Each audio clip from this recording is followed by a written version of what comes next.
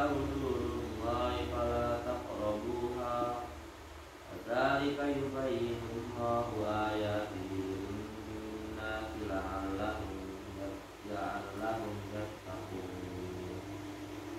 wala ta'kulu amwalakum bainakum bil batili wa tudlu biha ilal hukami litakulu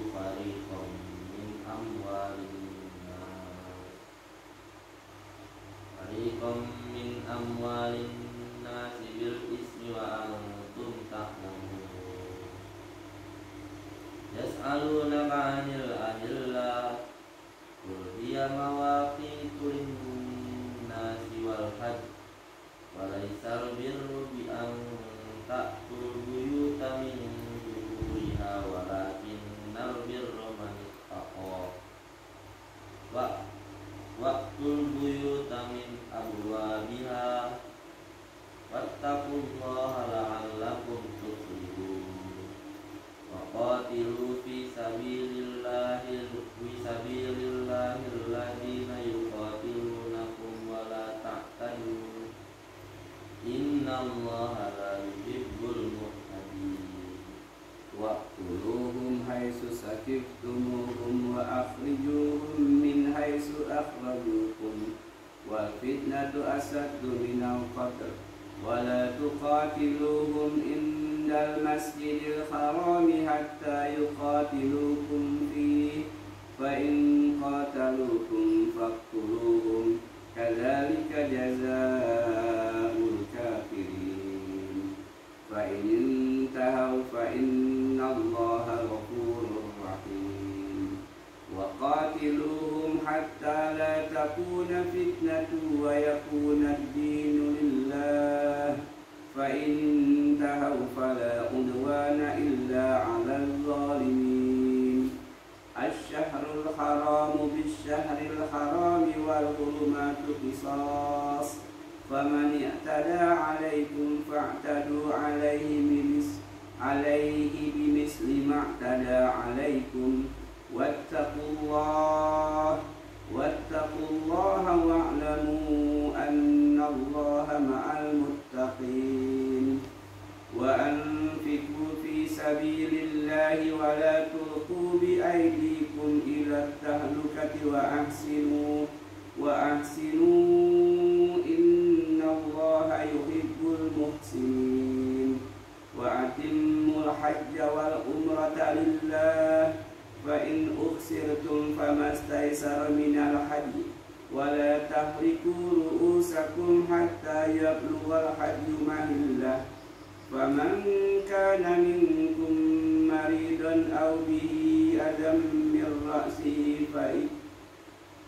ra'sihi fa fidyatun min siyamin aw sadaqatin aw nusuk fa idza amintum faman tamatta'a bil umrati ilal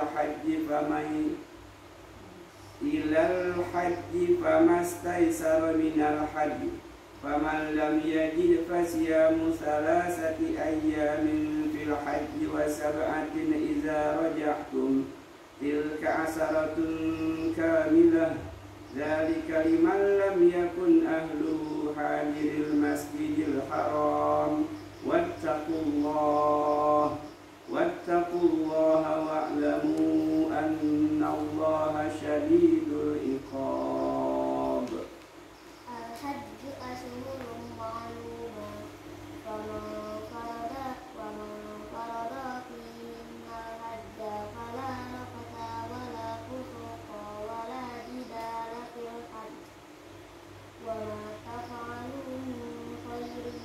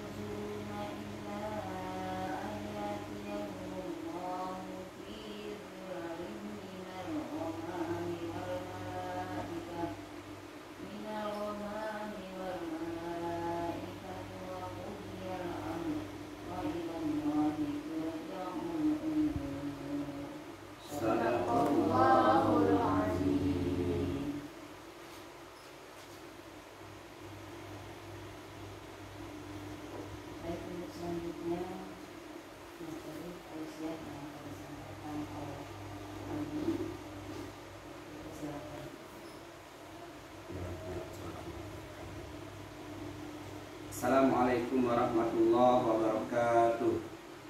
Waalaikumsalam warahmatullahi wabarakatuh.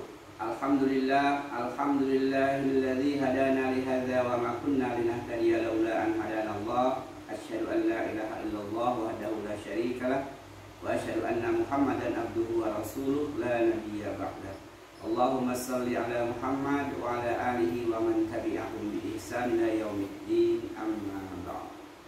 Fa ya ayyuhal hadirun ittaqullaha haqqa tuqatih wa la tamutunna illa wa antum muslimun. Ya bani rahimahullah, alhamdulillah, senantiasa kita bersyukur kepada Allah Subhanahu wa taala. Allah telah melimpahkan berbagai macam nikmat kepada kita.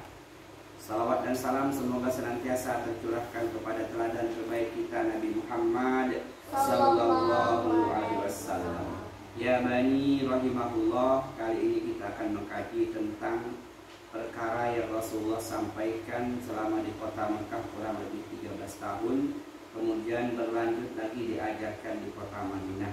Perkara yang paling penting bagi orang yang telah mengaku bertuhankan Allah Subhanahu wa taala, bernabikan Muhammad sallallahu alaihi wasallam. Jadi kajian kita adalah perkara tauhid, mengesahkan Allah. Kita ambil bagian yang kedua, yakni lawan dari tauhid, yaitu syirik. Kita akan bicara tentang syirik. What's the meaning of the syirik? Karena istilah saja terkadang ketika tidak memahami dengan benar, maka penggunaannya banyak yang salah. Misalnya sekarang abang sering dengar mungkin orang berkomentar syirik tanda tak mampu. Nah, itu bukan syirik, itu adalah dengki atau iri hati, hasad. Jadi istilah syirik aja zaman sekarang ini sudah banyak yang rancu, yang salah dalam mengartikan ucapan atau kata syirik.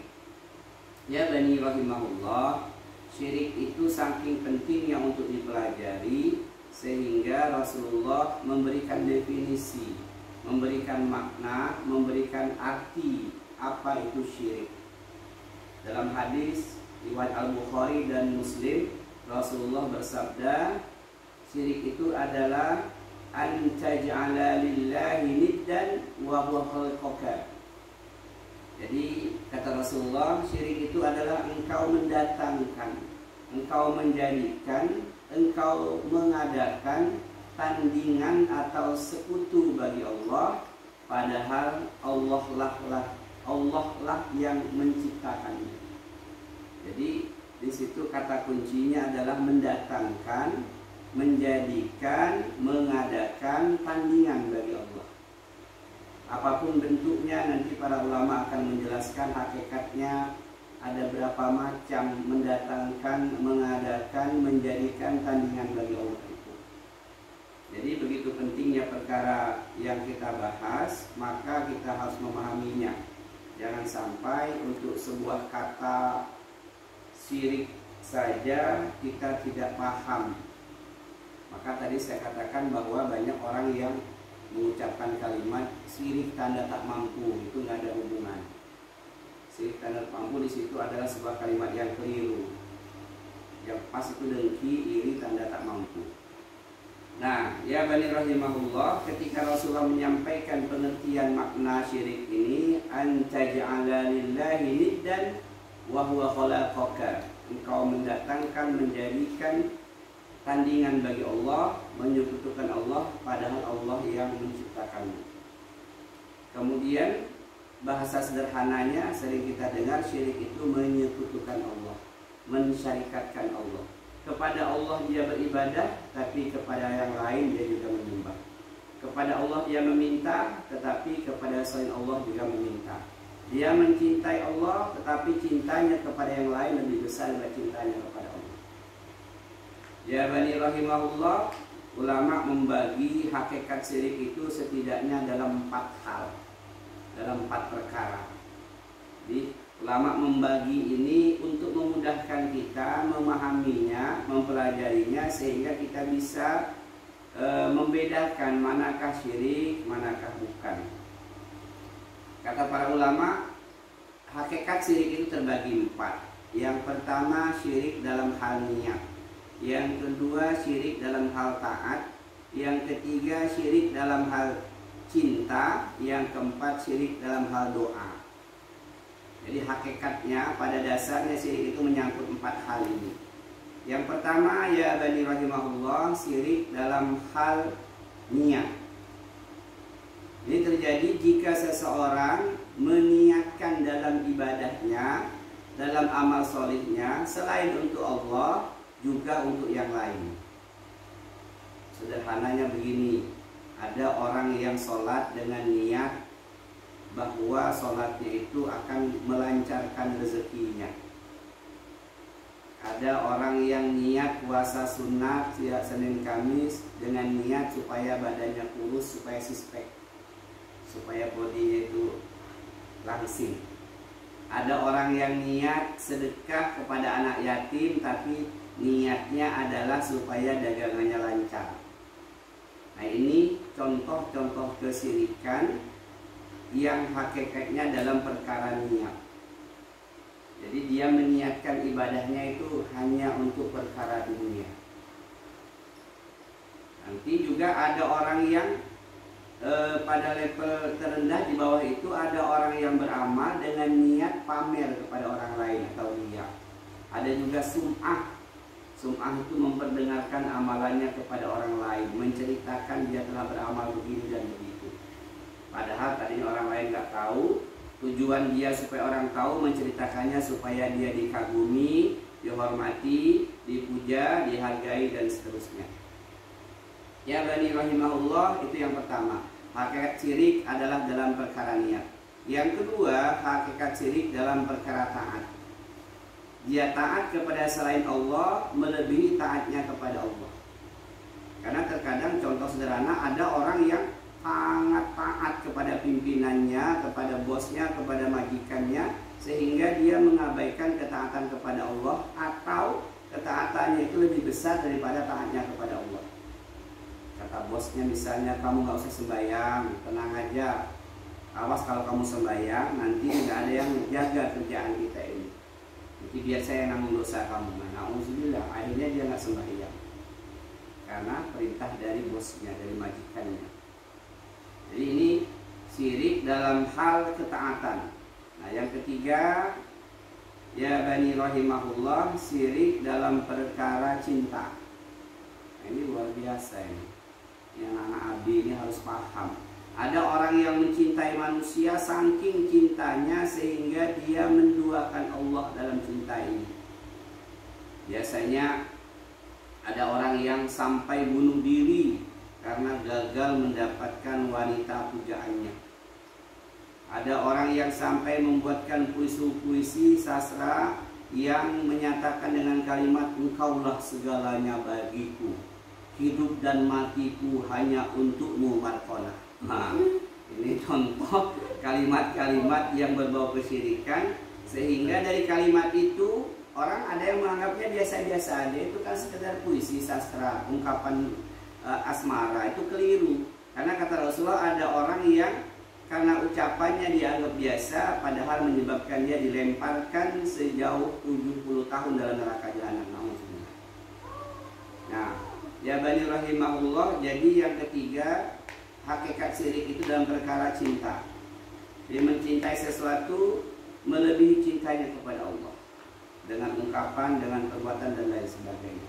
Yang keempat, syirik dalam perkara doa. Jadi ada orang yang berdoa kepada selain Allah. Misalnya berdoa meminta kepada kuburan atau penghuni kubur. Contoh, orang datang ke kuburan orang-orang solih, misalnya para wali. Lalu di sana dia berkata, berdoa, wahai orang yang solih, tolonglah aku punya banyak masalah. Karena dia menyangka, berharap dengan berdoa kepada orang soleh itu, lalu doa-doanya akan dikabulkan oleh Allah. Jadi berdoa kepada selain Allah dengan tujuan bahwa dia menyangka orang-orang soleh, terutama orang yang sudah meninggal dunia itu, mampu mendatangkan kebaikan baginya. Ini syirik dalam hal atau dalam perkara doa. Jadi secara umum hakikat syirik itu dalam 4 hal ini. Syirik dalam niat, syirik dalam taat, syirik dalam cinta, syirik dalam doa. Berdoa kepada Allah iya, tapi berdoa kepada selain Allah juga dilakukan. Nauzubillah. Nah, ya bani rahimahullah, lalu apa sanksinya bagi seseorang yang berbuat kesyirikan? Mendatangkan tandingan bagi Allah, padahal Allah yang telah menciptakannya. Syirik adalah dosa yang luar biasa. Yang pertama, Allah Subhanahu wa Ta'ala tidak akan pernah mengampuni dosa syirik kalau dia mati tidak sempat bertobat kepada Allah. Dalilnya, innallaha la yaghfiru ay yushraka bihi wa may yaghfiru ma duna zalika liman yasha wa may yusyrik billah faqad iftara isman azima. Nah, firman Allah ini menyatakan, di antara ayat-ayat lain juga ada yang makna dengan itu, sesungguhnya Allah tidak akan pernah mengampuni dosa syirik, dan Allah mengampuni dosa selain syirik bagi siapa yang dikehendakinya. Barang siapa yang melakukan kesyirikan, maka dia telah melaksanakan kezaliman yang sangat besar. Nauzubillah. Jadi dosa syirik itu dosa yang tidak ada ampunan ketika seseorang tidak sempat bertobat kepada Allah Subhanahu wa Ta'ala. Nah, kemudian dosa syirik itu menyebabkan amal seseorang sebanyak apapun amalnya, sholatnya, puasa, zakat, haji, umroh, sedekah, semua amal-amalnya hangus, tidak sedikit pun menyisakan pahala untuknya. Wa ja'alnahu haba'an mansura. Firman Allah seperti itu. Kami jadikan amal-amal mereka seperti debu yang berterbangan, debu kering yang berterbangan. Nah, ya bani rahimahullah, tentu ada banyak dampak atau akibat dari perbuatan syirik. Tapi dari 2 ini saja sudah luar biasa. Yang pertama, Allah tidak mengampuninya kalau dia tidak sempat bertobat kepada Allah. Kemudian yang kedua, seluruh amal-amalnya hilang hangus, dijadikan Allah seperti debu yang berterbangan. Ya bani rahimahullah, kemudian dalam hal pembagian syirik, para ulama membagi syirik itu terbagi 2. Ada syirik akbar, ada syirik asghar. Syirik akbar, syirik besar, syirik asghar, syirik kecil. Syirik akbar ini syirik yang menyebabkan seseorang keluar dari Islam. Walaupun dia menyatakan dirinya masih Islam, tetapi kalau dia melakukannya dan nggak taubat kepada Allah, sesungguhnya perbuatannya itu telah mengeluarkan dirinya dari Islam. Yang kedua, syirik asghar, syirik kecil, yaitu syirik yang kalau dipertahankan bisa mengantarkannya kepada syirik akbar. Tapi syirik asghar ini tidak mengeluarkan seseorang dari Islam. Nah, ya bani rahimahullah, syirik akbar tentu sebagian dari kita sudah tahu. Menyembah kepada berhala, syirik akbar. Memotong hewan sembelihan untuk selain Allah, itu syirik akbar. Berdoa kepada penghuni kuburan, minta tolong kepada penghuni kuburan, juga syirik akbar. Sementara syirik-syirik kecil itu yang paling sering adalah riya. Riya itu adalah memamerkan amal, memperlihatkan amal kepada orang lain. Misal begini, lagi ngaji nggak ada siapa-siapa yang dengar sendirian di rumah atau di kamar ngaji. Bismillahirrahmanirrahim, ngajinya pelan sampai pas gak berapa lama ada bunyi kresek, ada orang yang lewat, maka langsung dibaguskan suaranya, dipasif-pasifkan. Bismillahirrahmanirrahim. Nah, dan seterusnya, supaya tujuannya memperdengarkan bacaan Qur'annya kepada orang yang ada di luar situ, supaya dia dianggap, wah hebat orang ini, ngajinya luar biasa kalau mengayomi. Nah, ya bani rahimahullah, jadi syirik itu syirik kecil, riya. Kemudian sum'ah, memperdengarkan, menceritakan amal-amalnya. Orang nggak tahu kalau dia puasa Senin Kamis, kemudian adalah acara makan-makan. Dia sih nggak mau makan karena sudah kenyang dari subuh, dari sahurnya udah banyak. Tapi ketika dia lihat orang pada makan, dia ingin orang tahu kalau dia sedang puasa. Yang diinginkan cuma satu. Orang nanya, kok nggak makan sih Mbak? Aku lagi saum loh. Nah, dia hanya punya keinginan dalam hatinya supaya diketahui sedang puasa. Hanya itu aja, bukan mau makan. Nah, keinginan memperdengarkan amal, memamerkan amal kepada orang lain, yaitu riya dan sum'ah. Kemudian contoh syirik kecil berikutnya adalah menyandarkan kepada sebab, bukan kepada Allah yang memberikan sebab. Contohnya sederhana, saya kalau nggak ke dokter fulan nggak akan sembuh penyakit ini. Nah itu syirik kecil, karena telah menyandarkan kepada sang dokter kesembuhannya. Kalau bukan karena kamu udah celaka kami ini, nah itu syirik kecil. Alhamdulillah. Sering ucapan seperti itu. Kemudian ucapan yang menggunakan kata hubung dan, ini termasuk syirik kecil. Misalnya kami bisa sukses karena karunia Allah dan karena kerja keras. Kata hubung dan itu nggak boleh. Seharusnya kami ini sukses karena karunia Allah, kemudian karena kami bekerja keras. Kata dan itu harus diganti dengan kata kemudian. Kalau kata dan itu dipasangkan, kami sukses karena karunia Allah dan kerja keras, berarti telah mensejajarkan Allah dengan makhluk. Alhamdulillah. Nah itu diantara ciri-ciri syirik asghar. Tentu harus kita jauhkan dari diri kita. Mudah-mudahan taklim keluarga kita yang kita laksanakan malam ini bicara tentang perkara kesyirikan, memberikan pengetahuan pemahaman kepada kita untuk kita jauhi syirik itu sejauh-jauhnya. Jadi kurang mohon maaf, kepada Allah mohon ampun.